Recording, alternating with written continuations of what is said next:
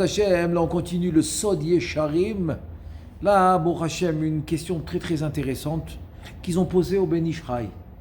Et là, ils vont ramener comme un genre de contradiction. Contradiction dans les écrits de Rabbeinu Chaim Vital. Alors je lis directement dans le texte. Yodi alanu morenu be'inyan ze she'anachnu nevochim bo ki matzanu be'etz chaim sha'ar hamelachim perek vav shekatav al avodatenu umitzvotenu shem bezun. Ça veut dire que dans Etz Chaim, qui sont les écrits aussi de Rabbeinu Chaim Vital, il y a 50 sha'arim. Là on parle du sha'ar hamelachim. Sha'ar hamelachim, ce qu'on appelle Shvirat hamelachim, etc.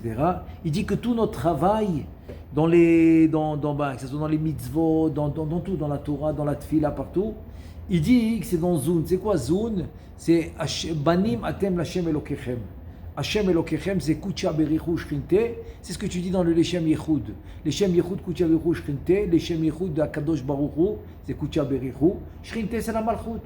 Donc, Kaviachol, eux, c'est nos parents spirituels qui ont enfanté la Neshama Kolelet, qui englobait toutes les Neshamot, qui est la Neshama de Adam Arishon. Et donc, nous, on vient de Adam Arishon, donc c'est nos parents spirituels. Ils ont enfanté la Neshama. On a les parents physiques, matière dans ce monde, mais aussi les parents spirituels, c'est eux. Donc, tout notre travail, il est Kaviachol par rapport à eux qui s'appellent des partsoufim, comme il a dévoilé ce secret, le Harizal, c'est des partsoufim elionim. Ok, donc notre travail, il est dans ce qu'on appelle Zun de Hatzilut, ça va s'appeler Zun de Hatzilut, Kadosh Baruch Hu, Kuche Bechu Shrinte. Ça, c'est ce qui est écrit. Hein? Zun de Hatzilut, c'est très bien sûr, c'est haut, c'est très haut. C'est Olam Hatzilut, c'est Be'ezrat Hashem, la Atid Lavo, c'est ce qu'il va avoir, c'est ce qu'il y avait avant la faute. c'est le Shama vient de là-bas. Ouais. Ouais, mais forage que le makor, le shoresh, la racine de toutes les neshamot, ils viennent de là-bas. Alors, il pose une question, le Ben Ishraï, alors qu'est-ce qui arrive? Si aujourd'hui, tu me dis, mais il y a une neshama qui vient en Gilgoul, elle vient de Bria.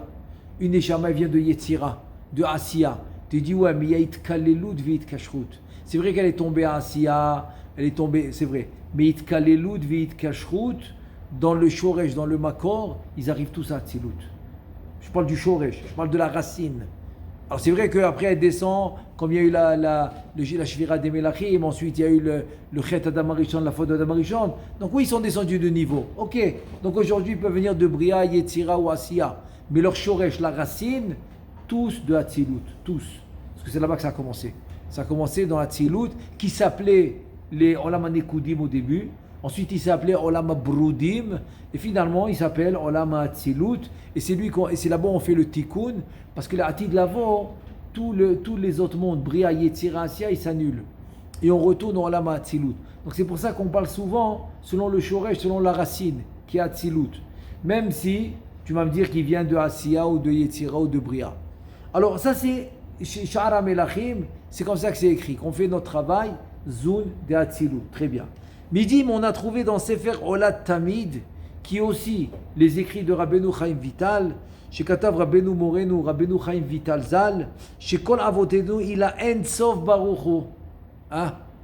Il dit pas maintenant Zun, il dit pas Kucha Berichu Shrinte, il dit pas Kadosh Baruch et la Shrina, il dit En Sof.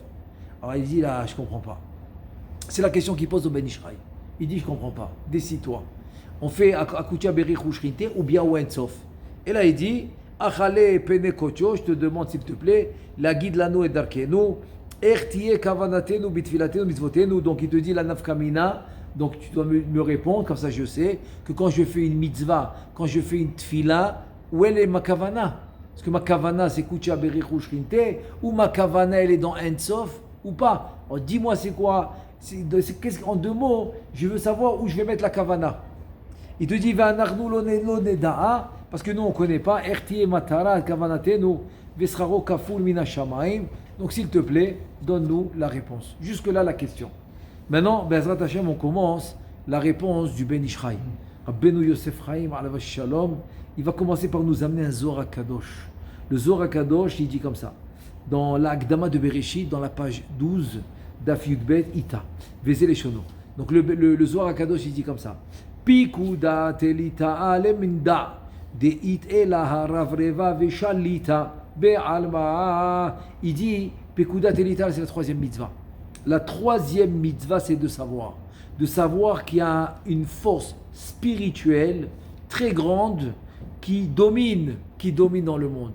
Donc, parce que là-bas, dans la Hagdama, il va citer certaines mitzvot.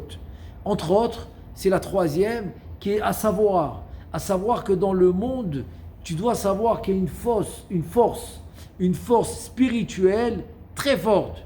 C'est elle qui domine dans le monde et rien d'autre. C'est-à-dire même si tu vois maintenant, par exemple, quelqu'un agir, eh ben, il faut savoir que ça agit par une force spirituelle. Tu vois le soleil se lever, force spirituelle. Le soleil se couche, force spirituelle. La nuée tombe, force spirituelle, etc. La lune, tout est une force spirituelle dans le monde, même ta parnassa, jusqu'à la poche. Non mais tu as travaillé, c'est quelqu'un qui a été, tu as fait des ventes, tu as reçu de l'argent. Tout ça se fait par une force spirituelle. Donc c'est la mitzvah du Zohar HaKadosh. Et ensuite, il dit le Zohar HaKadosh, Le'ahada le bechol yoma yehuda kitka yaout be'inun shit sitrin illa in. Et donc cette force spirituelle qui a un devoir de l'unir tous les jours, par exemple avec le Kriyat Shema, 2 fois par jour. En fait, il y a 4 Kriyat Shema selon la Kabbalah. Il y a 2 le matin, c'est le Kriyat Shema des Korbanot, le Kriyat Shema de Yotzer Or, et le Kriyat Shema de Arvit, et le Kriyat Shema de Alamita. Les 4 Kriyat Shema. Donc tu as cette mitzvah de l'Iyachet, d'unir cette force spirituelle tous les jours. Ulme'abad lon Yehuda hada beshit tevin de Shema Israël. Combien il y a de mots dans Shema Israël? Il y en a 6. Parce que c'est le Vak. Et c'est quoi le Vak? Les 6 jours de la création. Parce que le Shabbat, ça va être comme tous les partenaires, ils ont Achor ou Panim. Donc le Shabbat va être élévation de tous les 6 jours. De tous les 6 jours de la création. Donc c'est pour ça que le Kriyat Shema, il a 6 mots. 6 mots contre les 6 Sphirot qui sont les 6 jours de la création. Parce qu'on a les Yamim Elyonim, c'est les Sphirot. Et Yamim Tartonim, c'est les jours qu'on vit et qu'on traverse ce monde. Et c'est les jours qui ont été donnés à l'homme de la naissance jusqu'à 120 ans. Il y a un nombre de jours fixes que l'homme il a reçu. Donc ça, c'est les jours. Ça s'appelle les citrines. Donc c'est pour ça qu'il y a 6 mots dans le Kriyat Shema. Et voilà, c'est une mitzvah. La mitzvah, il nous dit le Zohar, c'est de réunir ces forces spirituelles. Et d'avoir la kavana. Re'uta, c'est le ratson, c'est la kavana. Alors il y a la kavana, re'uta des liba, kavana du cœur, parce que la tfila, principalement la tfila, ezeu avoda shebalev, c'est une avoda qui s'appelle dans le cœur. Donc principalement c'est la tfila. Ensuite il te dit maintenant il va ramener un pirouche sur le Zohar HaKadosh. Migdash Melech, qui est Rabbeinu Shalom Buzaglo. Il a écrit un pirouche sur le Zohar HaKadosh. Donc il va nous amener le pirouche sur ce Zohar-là qu'on vient de lire. Bekatav Arav Baal Migdash Melech Zal Sham Vezel Shono. Donc Rabbi Shalom Buzaglo, il nous dit comme ça. Et la Harav Leva, c'est quoi cette force grande, cette grande force spirituelle, c'est quoi? Il te dit Hu Ensof Baruchu. C'est le Ensof, c'est la lumière infinie. Amit Labesh Beshesh Ktsavot Deza de Hatzilut, qui va s'habiller dans les 6 Sphirot de Za de Hatzilut, qui sont en fait les 6 jours de la création, et qui sont en fait ce qu'on appelle le Vak. Le Vak, c'est le 4e partsouf qui va s'appeler Za'ir Anpin, qui va s'appeler Akadosh Baruch Hu. Donc leur force vraiment c'est quoi? C'est le Ensof qui est à l'intérieur d'eux. C'est cette lumière infinie qui est à l'intérieur de ces partsoufim. Mais comme elle est infinie, tu peux pas la limiter, et elle n'a pas de nom, parce on peut pas l'acquérir. Donc elle est obligée de s'habiller pour lui donner une certaine nomination. Tu peux l'appeler, tu peux la désigner, qui peut avoir un tafkid, qui peut avoir un rôle dans ce monde. C'est comme l'homme. Si la neshama vient sans le corps, elle n'a rien à faire ici. Rien. Tu ne peux pas lui parler. Elle ne peut pas accomplir des mitzvot. Elle ne peut pas te répondre. Elle peut pas accomplir sans le corps, elle ne peut pas accomplir des mitzvot. Donc tu comprends que de la même manière que la lumière, toute seule, comme la neshama n'a rien à faire dans ce monde sans le corps. Donc maintenant traduis ça pour les mondes d'en haut. Le corps, c'est les sphirot. La neshama, c'est le Ensof. C'est le lumière qui est dans les sphirot. Tu traduis la même chose. Au lieu du corps, c'est les sphirot. Là-bas, même le corps, kaviachol, c'est spirituel. C'est pas comme ici. Ici, le corps, c'est matériel, c'est matière. Mais là-bas, il est spirituel. Il te dit, Ubi yoto sham, nikra elahar ravreva veshalita. Donc, ce Ensof qui s'habille dans les sphirotes, quand il est là-bas, il va s'appeler divinité très grande. Il te dit, Kikoar Ensof baruchu mitgale beza. Parce qu'à travers les sphirotes qui vont s'appeler les midot, donc le Ensof va se dévoiler à travers l'habit. Ça veut dire que si maintenant le Chesed va habiller le Ensof, donc tu vas dévoiler dans ce monde, tu vas dévoiler même dans les mondes supérieurs, et finalement dans ce monde, tu vas dévoiler cette notion du Chesed. Donc cette notion du Chesed, elle vient de l'habit qui habille le Ensof. Mais en fait, ça vient du Ensof, parce que l'habit, elle n'a rien. C'est comme maintenant tu me dis, Réhouven, il a fait telle mitzvah. Pourquoi? Parce que la Neshama était dans le corps, donc la Neshama a donné la force au corps d'aller faire la mitzvah. Sans ça, c'est impossible. Donc si je traduis ça en haut, c'est le Ensof qui a donné la force à la Sphira, ou qui lui a donné un nom, et qui l'a cadré, et qui lui a dit exactement, toi tu vas t'appeler Chesed. Exactement. Mais avec l'union, quand tu dis la Sphira, elle peut faire quelque chose, oui, mais avec l'union du Ensof. Si la Sphira n'est pas unie avec le Ensof, alors je peux te dire que la Sphira, elle ne peut rien faire. Elle ne peut rien faire. Tavin, tavirin, il dit Eliyahu Navi. Il dit c'est des kelim cassés. Ça ne vaut rien du tout. Ça ne vaut rien du tout. Eliyahu Navi, dans Patach Eliyahu, il dit ça. Il dit que si la Sphira, tu lui enlèves le Ensof, elle n'a rien du tout. Ou elle, zéro, elle n'a rien.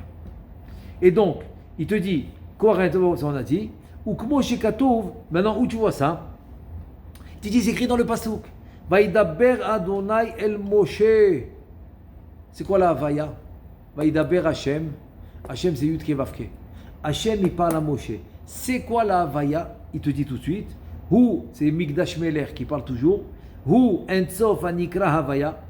Donc, le Ensof qui s'appelle Yud Kevavke. Pourquoi? Behitlapshuto Beza.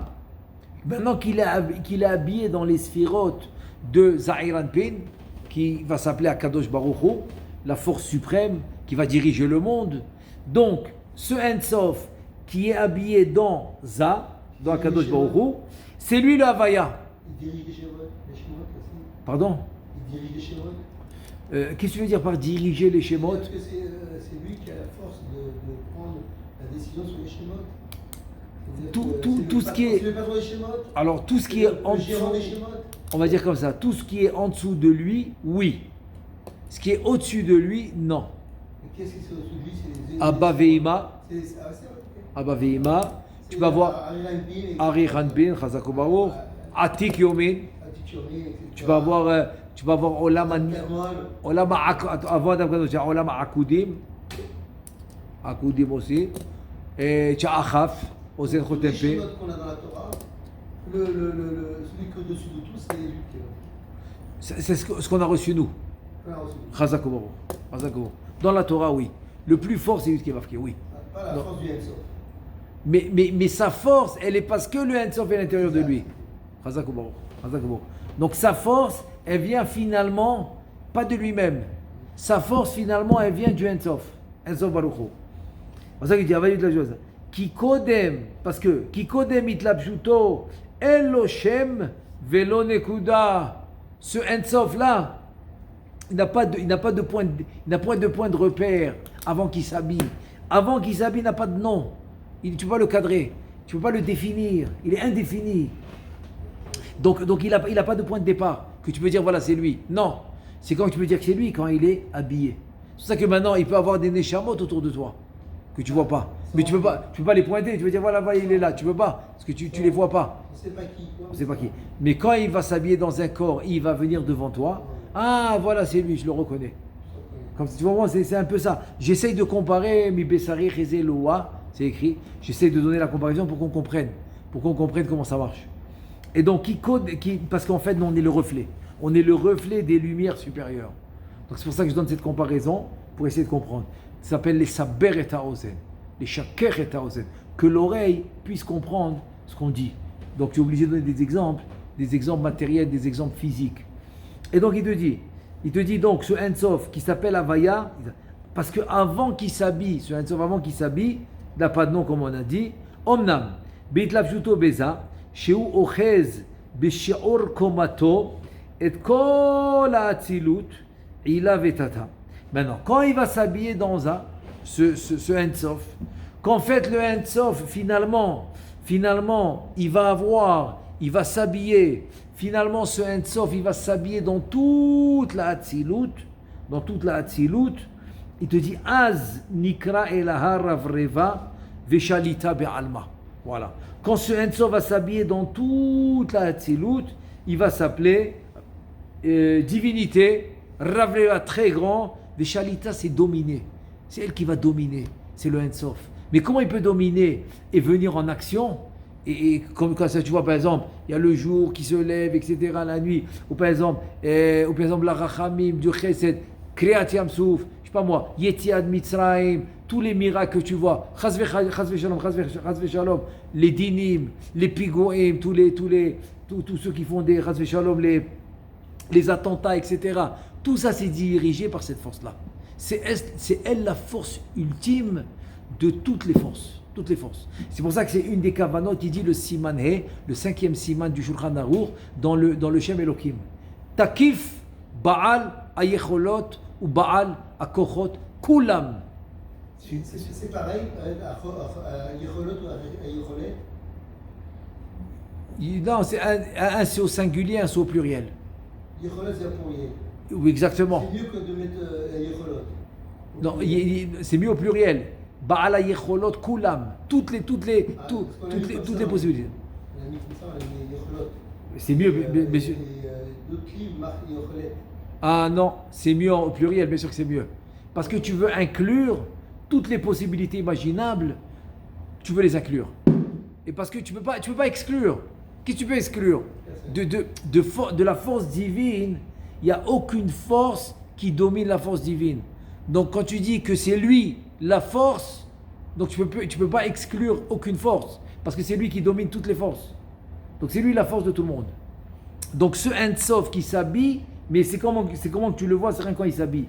Donc il te dit, Shu Ochez Beshi'ur Komato, Kol Ha'atzilut ila vetata, Az Nikra Ela Ravreva Veshalita Be'alma, וכמו שכתוב בתיקונים, בגדולה יתקרא אין סוף גדול. C'est-à-dire que quand le Ein Sof s'habille dans la Gedola qui est le Chesed, il va s'appeler Gadol. Parce que Gadol et Gedola, c'est un autre mot, c'est un synonyme pour la sphira du Chesed. C'est un synonyme pour la sphira du Chesed. Vekvura, Gibor, un synonyme de la Gvura de Gibor, c'est de la Gvura. Un synonyme de la sphira de Gvura s'appelle Gibor. Selon le comportement qu'on a, ça fait agir la sphère. Chazak ou Baruch, ça va être déjà la conséquence. C'est-à-dire que nous, en fait, on va. Bon, ça c'est déjà une autre étape. Maintenant, on parle de l'étape que lui domine. Oui, parce que maintenant. Comme il domine sur le Chesed ou sur la Gvura, c'est-à-dire quoi? Il est Chesed, il est Gvura, il est quoi? D'un seul coup, il devient Chesed, il est Gvura. Non, c'est selon le comportement qu'il devient ou Chesed ou Gvura. C'est ça. Donc maintenant, tu traites une autre question. Oui, j'ai compris. Chazak. Tu avances. Ok, Chazak. C'est-à-dire, toi, maintenant, tu traites, tu veux traiter la question suivante. Pourquoi un jour, il décide d'être Chesed, et donc, Baruch Hashem, il y a tout le Shefa dans le monde. Maintenant, un jour, il va décider, Chas Veshalom, d'être Gvura. Il y aura des attentats, Chas Veshalom, ou des trucs comme ça. Pourquoi? Il n'a pas de sentiment. Le Ein Sof, il n'a pas de sentiment. Ok, mais bon, tu rentres dans une autre, tu traites maintenant un autre sujet. Je suis d'accord. Comme il descend dans Chesed, donc Gvura, c'est dans le même sujet, c'est-à-dire que pour moi, il descend dans Chesed, il peut être Chesed, il peut être Gvura à la fois. Non. Maintenant, je veux pas, non, il ne faut pas sauter les étapes. Okay. C'est pas le même sujet, pourquoi? Parce que je suis en train de te donner maintenant une réalité. Comment le monde il est dirigé. C'est quoi le Ein Sof, c'est quoi la Sphira? Je ne t'ai pas dit maintenant pourquoi un jour il agit en Rachamim, un jour il agit en Chesed, un jour il agit en Gvura. Mais un jour il va agir en Netzach, un jour il va agir en Hod, un jour il va agir en Yesod, Malchut, etc. Je suis pas en train de te dire pourquoi, je suis pas en train de te dire qu'est-ce qui va causer le changement. Toi tu viens, tu me dis, eh ben tu sais, qu'est-ce qui va causer le changement, ça va dépendre de nous. Tu as raison, mais c'est un autre sujet. Tu as raison, je suis d'accord avec toi. C'est nous, c'est-à-dire avec notre travail, notre tfila, notre limut Torah, nos brachot, notre comportement avec autrui, tout ça, ça va générer et ça va causer une certaine direction dans le monde qui, voilà, par rapport à ça. Tu as raison. Ça va être ce qu'on appelle la conséquence. Cause à effet. Comme Rabbi Yosef Dikitia qui dit que dans l'absolu, c'est pas vraiment récompense et punition. C'est pas vraiment punition. C'est en fait, c'est conséquence de mes actes. Donc la récompense vraiment, c'est quoi? C'est la conséquence de mes actes.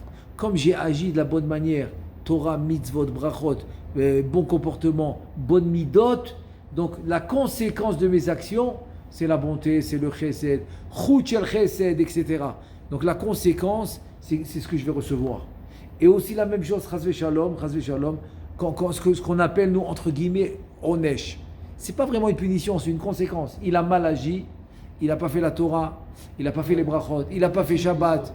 Donc la conséquence, c'est de recevoir ce qu'il reçoit. Ce qu'on appelle la punition. C'est vrai, mais c'est un mot emprunté. C'est pas vraiment une punition comme... Pourquoi je dis ça? Tu sais pourquoi je dis ça? Parce que dans la société, une punition, c'est une convention. J'ai décidé que si tu as fait ça, la punition on va dire comme ça, pour t'éduquer, la punition, elle va être la prison. Mais c'est une convention qu'ils ont décidé. La Torah, ça ne marche pas comme ça. Tu as fait ça, je te punis. Non, la conséquence de ton acte, c'est ce que tu reçois. C'est ça que tu appelles la punition. Dans la Torah, c'est ça la définition. Définition de punition dans la Torah, conséquence de mes actes. Définition de récompense dans la Torah, conséquence de mes actes. Voilà. Alors, n'a pas de... Maintenant, le Ein Sof lui-même, tu ne peux pas dire ça sur lui. Pourquoi? Parce qu'il n'est pas défini. Oui, ça veut dire quoi? Ça veut dire qu'il n'est pas défini. Tu ne peux pas le pointer. Tu dis voilà, c'est le chesed. Non, le chesed, c'est l'habit. Donc en fait, c'est l'union des deux. L'union de l'habit avec le Ein Sof, c'est ça qui donne le chesed. L'habit tout seul, ça vaut rien. Le Ein Sof tout seul, il est trop fort. Il est trop fort pour agir dans un monde comme le nôtre. Il va brûler ce monde. Il ne pourra pas. Si le Ein Sof lui-même, il vient tel quel, le monde, il est brûlé. Le monde, il ne peut pas tenir. Donc c'est la Yahara. C'est la Yahara, c'est le reflet du Ein Sof qui va s'habiller et là, il y aura un nom. Donc c'est même pas lui-même. C'est pas le Atzmut, c'est pas l'essence. Tu veux dire l'empreinte, tu veux dire le reflet. Le reflet, c'est la Yahara. C'est ça qui va s'habiller dans la Sphira. Et donc, en s'habillant, il deviendra une Mida. Il deviendra une Sphira. Il deviendra un comportement dans le monde. Ça, c'est le sujet d'aujourd'hui. C'est que en fait, c'est l'habit qui va donner le nom. Évidemment, c'est l'habit avec l'union du Ein Sof qui va donner le nom. Az nikra ela ravreva vishalita be'alma. Como shekatu batikunim bagdola, on a expliqué, ikre Ein Sof gadol, bagvura gibor, banetzach mare nitzchan. On dit qu'il a fait la victoire. Nitzachon. Nitzachon, c'est la victoire. Comment il fait la victoire? Par une sphira qui s'appelle Netzach. C'est vraiment par une sphira qui s'appelle Netzach, il va faire la victoire. Ça va s'appeler Nitzachon. Ensuite, Are ki beit la pshuto bagdola, vechen bagvura itkere gibor, vechen beit la pshuto betif eret itkere avaya, klomar beit la pshuto batif eret itkere Ein Sof avaya. Donc quand le Ein Sof il va s'habiller dans la tif eret, il va s'appeler Yudke Vavke. Yudke Vavke, c'est quand il s'habille dans la tif eret. Shehu aya hove veye, donc c'est la kavana du pshat. La kavana du pshat dans avaya, aya hove veye. Il était, il est, il sera. Évidemment, je dois rajouter Adon Akol. Pourquoi Adon Akol? Parce que c'est comme ça que tu le prononces. Comme ça, tout ça c'est dans le Shulchan Aruch, le chapitre 5. Siman He. Siman He, il te dit, chaque fois que tu dis le nom d'Hachem, chaque fois que tu dis le nom... Maintenant, il y a une discussion dans les décisionnaires, dans les postes, qui est, est-ce que c'est seulement quand je dis la bracha, ou aussi quand je dis le pasouk? Alors, le Yalkut Yosef, il ramène beaucoup de décisionnaires qui disent, c'est même quand je dis le pasouk, chaque fois que je vais prononcer ce nom, qui est Avaya, Yudke, Vavke, mais je le prononce avec Ado, Ado c'est Adanut, Ado, ensuite Naï, quand je le prononce comme ça, donc il y a comment je le prononce, comment il s'écrit. Donc il vient le Shulchan Aruch, il te dit maintenant que tu l'as prononcé comme ça, tu l'as écrit comme ça, je veux la kavana des deux. Comment? Tu vas penser Adon Akol, c'est comme tu le prononces, et tu vas penser Aya, il était, Aya, Hove, il est, Yiyé, il sera. Donc tu vas penser aussi comment il s'écrit. C'est la Havaya. Venimtsa de Kavana Drazal, Besifre, Amrulo, Velo Lemidotav. Ça veut dire c'est quoi? C'est-à-dire en fait, les Chachamim, qu'est-ce qu'ils veulent nous enseigner ici? Pour ça, je veux juste amener, peut-être qu'il va ramener plus tard, parce que le Ben Ishra, il a ramené ce que je vais vous dire maintenant, il a ramené dans ça s'appelle Chut HaMeshulash. Dans Da'at Uzvuna aussi, il a ramené. Da'at Uzvuna aussi, il a ramené ça. Dans Chut HaMeshulash aussi, il a ramené qu'il y avait le Rivash, Rabbi Yitzhak Bar Sheshat, qui était en fait vers la fin des Rishonim, Rabbi Yitzhak Bar Sheshat, et voilà qu'on vient lui poser une question. On lui dit, écoute, on ne comprend pas. Qu'est-ce que tu ne comprends pas? Il dit, les chrétiens, ils croient au trio, donc c'est Avodah Zara. Très bien. Il dit, mais les Mekoubalim, ils croient aux 10. C'est les 10 sphirotes, c'est Avodah Zara. Quelle différence? Alors là, il te dit, lo velo les midotav.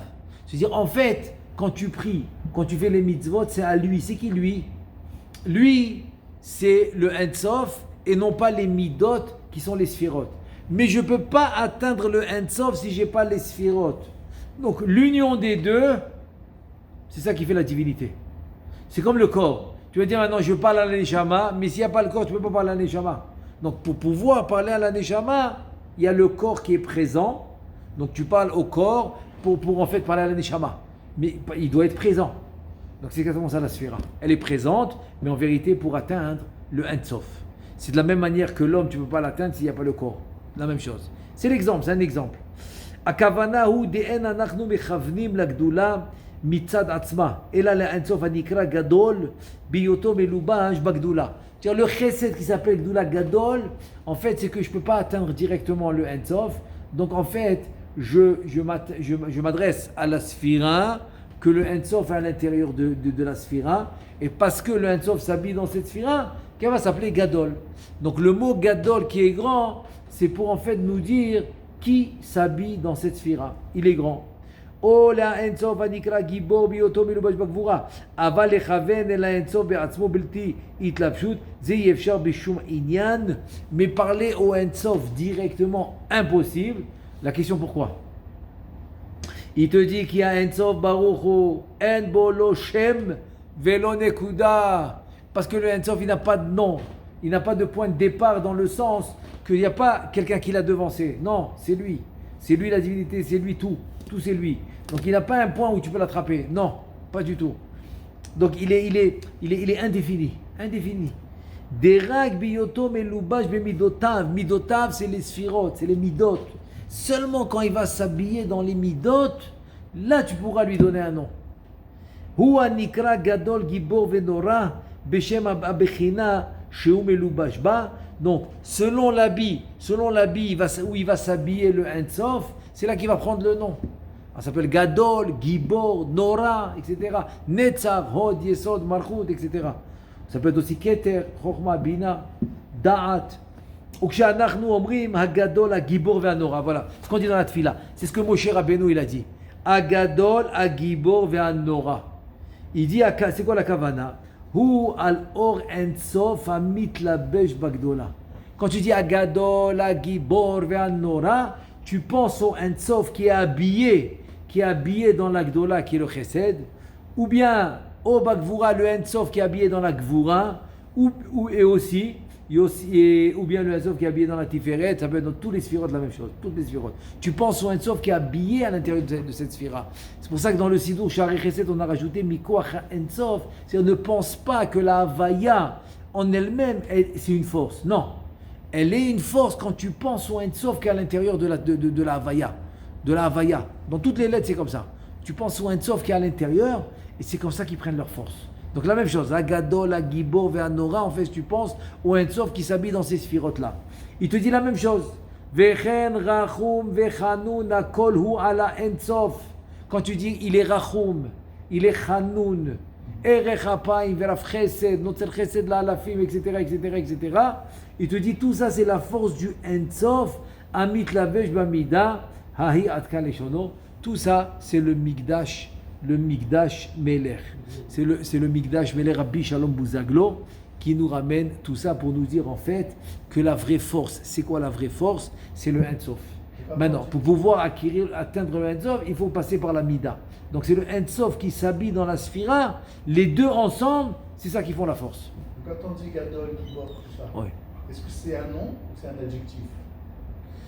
Alors en fait, Baruchata Gadol, Ok. Baruchata Gadol, dire ça? non, parce qu'en fait, Gadol, c'est une Sphira. C'est ça. C'est une Sphira. C'est un nom. C'est le nom qu'il a eu. En fait, c'est le nom que la Sphira a eu par rapport au Ein Sof qui est à l'intérieur d'elle. Voilà. C'est comme maintenant, tu t'appelles Shimon, pas par le corps, par la Neshama qui est à l'intérieur de toi. Alors, qui s'appelle vraiment Shimon? C'est la Neshama. Voilà, la même chose. Gedola, en fait, c'est le Ein Sof qui est à l'intérieur de cette Mida. Donc, elle devient Gedola. Maintenant, il y a des différentes puissances parce qu'il y a beaucoup d'habits. Oui. Ils s'habillent différemment, donc les puissances échangent. Un des exemples que les Mekoubalim dans la génération d'avant, parce que c'était aujourd'hui il y a moins ça. Mais je me rappelle dans les vieilles synagogues, il y avait souvent ça. Il y avait ce qu'on appelle les vitraux, là, les vitres avec la couleur. C'est-à-dire, et donc les Mekoubalim, ils donnaient cet exemple que en arrière de ces vitres, à l'extérieur, c'est le même soleil. Le soleil, c'est le même. Mais le fait qu'il est passé par une vitre qui est bleue, tu auras la lumière bleue à l'intérieur de la synagogue. Et s'il est passé par une vitre rouge, tu auras la couleur rouge, etc. Mais en arrière de ces fenêtres, le soleil, il ne change pas. Le soleil. Alors qui change? C'est l'habit. C'est l'exemple qu'il donnait. Donc l'habit, c'est comme la vitre qui fait changer la couleur. Alors que le soleil en arrière de la vitre, c'est le même pour tout le monde. Pour toutes ces vitres-là, que ça soit rouge, bleu, rouge, vert, jaune, c'est pas important. Pour toutes ces vitres-là en arrière, c'est le même soleil. Mais le fait qu'il est passé par la vitre jaune, tu reçois la couleur jaune. Donc ça, Gedola. Il vient dans l'habit du Chesed, il devient Chesed. Il vient dans l'habit de la Gvura, il devient Gvura. Dans l'habit de... Alors ça, c'est les paroles de Rabbi Shalom Bouzaglo. Bon, on vient à peine de commencer. On va aller tranquillement, Bezrat Hashem, on vient de commencer. Donc voilà, on a commencé avec Rabbi Shalom Bouzaglo. As Bezrat Hashem, demain on continue dans cette merveilleuse tchouva du Ben Ishraï. Baruch Adonai Le'olam, Amen ve Amen.